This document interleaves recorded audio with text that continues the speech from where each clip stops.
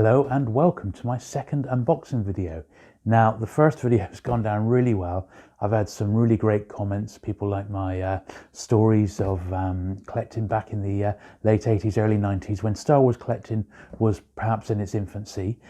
So I will relay some more of those stories as we go through and unpack this second box, which is enormous. And in fact, I got this one out of storage and I thought, well, maybe this is too much for one video, but we'll see. All right, so let's have a look. We'll just get it all out first of all, and then we'll have a look in a bit more detail about what is actually in here. So there's a towel on top to stop anything getting too crushed or dusty. So what have we got here? Right, so carded Luke. A twin pod cloud car. It's a great ship, that one. Anakin Skywalker. Now I do have some stories to tell you about that particular figure, so that might be a bit of fun. Princess Leia, tri-logo Princess Leia. I do remember getting that one as well. This is a box, shop display box for pencil tops. I remember we sold these in Purple Haze in actual fact, so I remember getting those. What's this? Star Wars mini choc chip cookie box. It's a metal tin, with some cookie packets. So we'll look at that one as well. That's obviously a 90s item. I did used to like to pick up the food stuff simply because it was so unusual and I didn't think people would be really saving it long term. So now we've got a snow speeder, sort of a tri-logo snow speeder. And we got, oh, I remember this one. This was a boot sale find, a battle damaged Imperial TIE fighter. Quite a cool little vehicle, that one. You can see why the box was so big now. No, I do remember this fella. It was the Darth Vader's TIE fighter. So what a cool ship that one. That's the British one, the Palatoy. Okay. Oh, absolutely love this one. Never had it as a kid, but it was one I got later on, which was the British X-Wing fighter, the Palatoy X-Wing fighter. Absolutely cracking ship, that one. Cool. Actually running out of room on the table here. This is, I do collect, I think I said last time, Black Hole and Tron stuff. So this is a Black Hole sort of omnibus of books and colouring book and press out bits and bobs and puppets. So a Black Hole thing. Another Black Hole. Oh, this is a board game. Escape from the Doomed Cygnus. So as I said, I've got a very soft spot for the Black Hole. Actually, when I used to do a bit of acting and extra work, and amongst other things, I did a film down in Cornwall called The Shell Seekers, which had Maximilian Schnell in it, who was obviously the main bad guy from the Black Hole. Try and dig out a photo of that and slot it in if I can. And then the last bit is this, which is like a kid's cine projector, which has got some bits of the first film on. However, this is the French version, Gerda Etel's. I absolutely love French Star Wars memorabilia. I don't know what it is, but I've got not enough. I'd love to have a bit more of it. So this is a Meccano one. So that appears to be it. So loads to go through today. There's the empty box. So without further ado, I shall tidy this up a little bit and we'll have a look at it in a bit more detail. All right. So this is the first bit that I've got out of the box. Now, I said I had a bit of an interesting story to tell you about Anakin Skywalker and this figure in particular. So this is not one that I found in Muldooney's. I actually got this off a vintage Star Wars and science fiction dealer back in the early 90s. Now, this chap was a good friend of mine and ran his own business as well. And back in the early 90s, late 80s, early 90s, he foresaw the value of collectible toys, not just Star Wars, but collectible toys in general. And in all his spare time, he was a traveling sales rep. He travelled across Europe and stopped in every little town, every village. He had connections within the wholesale industry over there in France, Germany, Spain. And he would just buy up all the rare toys that he could get his hands on. Anything that was like an action figure, known as a bit of an early sign of being a collectible. Definitely picked up all the Star Wars stuff he could get his hands on. And one of the finds that he had in a warehouse was 3,000 Anakin Skywalker figures. So they cost him £1 each, and he bought the whole lot and then got them shipped back to Britain. Now, we had a very steady supply of him when I had Purple Haze, and we used to, this was a, although it was a rare figure, we used to send them to the States where we could get $50, $60 each in trade, and we used to sell them in the shop for about, I don't know, £30, something like that. Because we had a unlimited supply, and they're all exactly like this. Some had the sticker on, some of them didn't. This is just the one I ended up getting myself.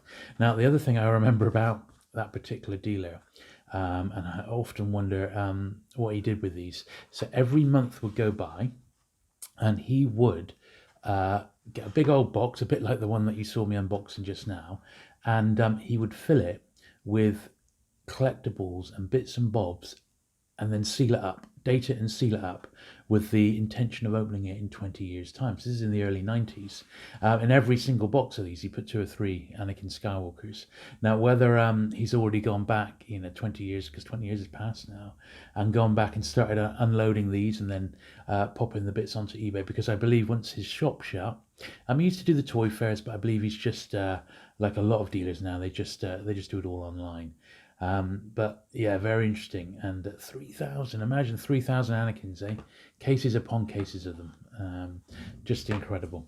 So that's, I haven't got many figures in this box. We got that one. We've got a Kenner. This is a US Luke in his Hoth gear.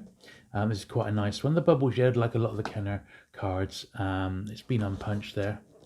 Nice figure. Nice figure. I like those. And also a tri-logo again, but without a sticker. A tri-logo original Princess Leia. And I remember getting this at one of the very earliest Birmingham NEC memorabilia shows. I seem to remember it was one that I didn't have. I paid £50 for this one, and certainly a beauty. I do love the figure, and very pleased to have her. Yeah, nice little figure, that one. So that's the only action figures that were in this box. So I'll put them to one side. This was the cookie tin set that we saw, and it did have. So this is Burton's biscuits or something like that, and it came out in 1997. Quite nice artwork on it. A bit of a history of the 3 films there. Unusual for a biscuit tin, let's be honest, and inside I have saved some of the wrappers by the look of it. So we've got a Princess Leia, Darth, best before February 98. Good job I ate these 21 years ago. Yoda, another Yoda, Luke. There we are. Yeah, so that's all the same ones, but quite a nice little item. That once again, food and confectionery is not something that people generally keep. So I made a point of keeping odd stuff like that. It's a bit oddball, but I like it. So there we are.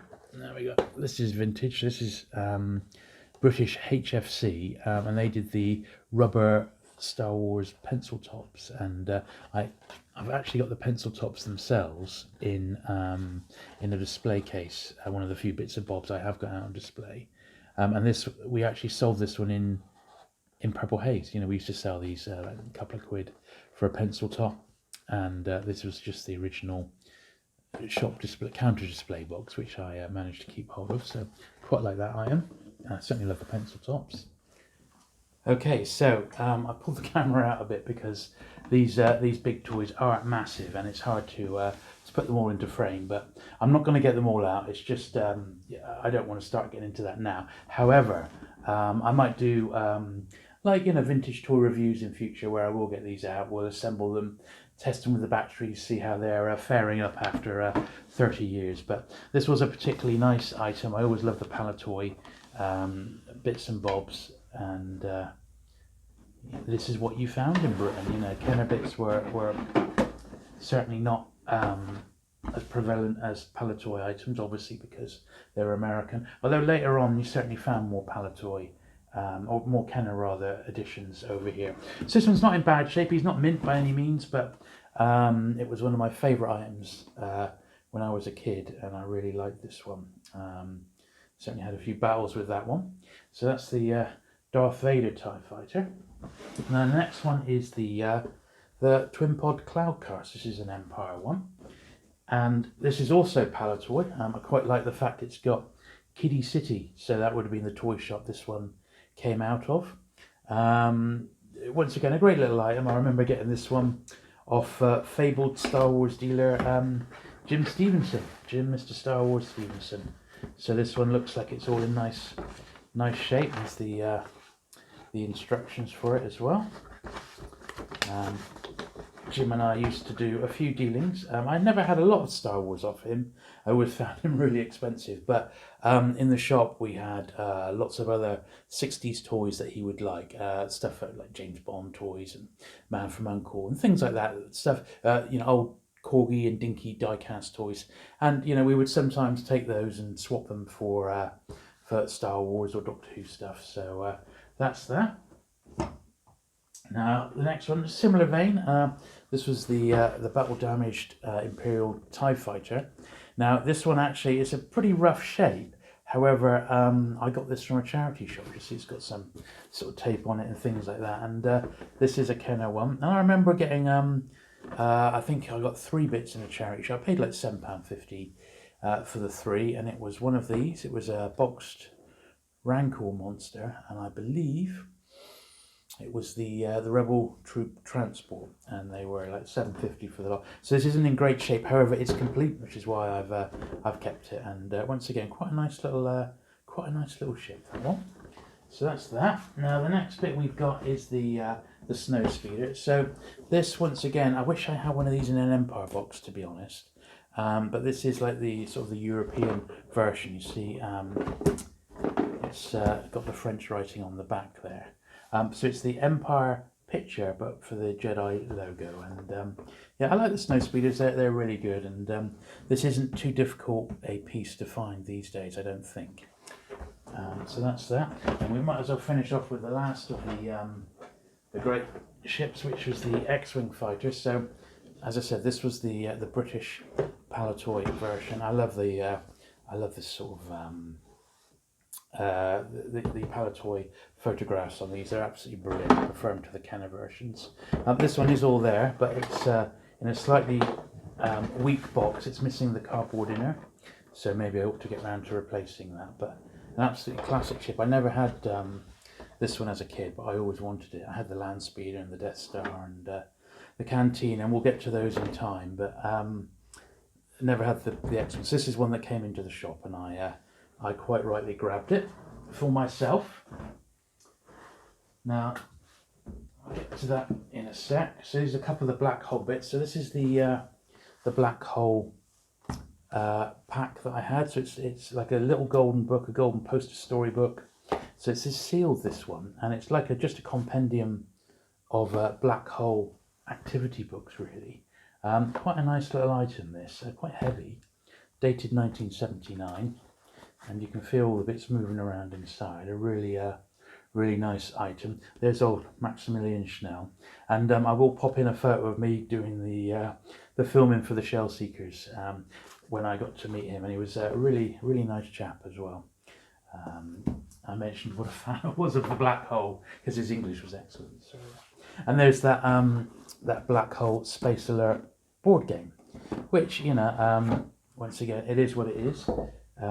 You never get a lot to these board games, although that is quite nice with the pieces there. Not had a lot of use that one, so that's pretty nice. And then the last bit of merchandise to look at is this French mini cassette set. Now I absolutely love this. Definitely one of my favourite items. It's dated 1978. So if we take the lid off here. So the way this worked, you had, this was your instructions, and you had this was like your viewer, and you put the cartridge in, which we've got over there, and then some batteries, and it would project it onto an empty wall. So that's how it worked. Absolutely fantastic item. Here is the bit of the cassette that went into it for Star Wars. I don't suppose you got very much actual footage, but what an unusual item. And they actually did one of these for Empire and Jedi as well.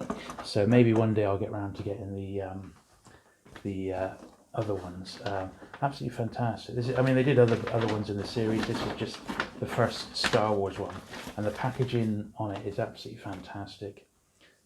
There's a lot to like about that. Certainly one of my favourite items from my vintage collection. So there we go, that concludes our second unboxing video.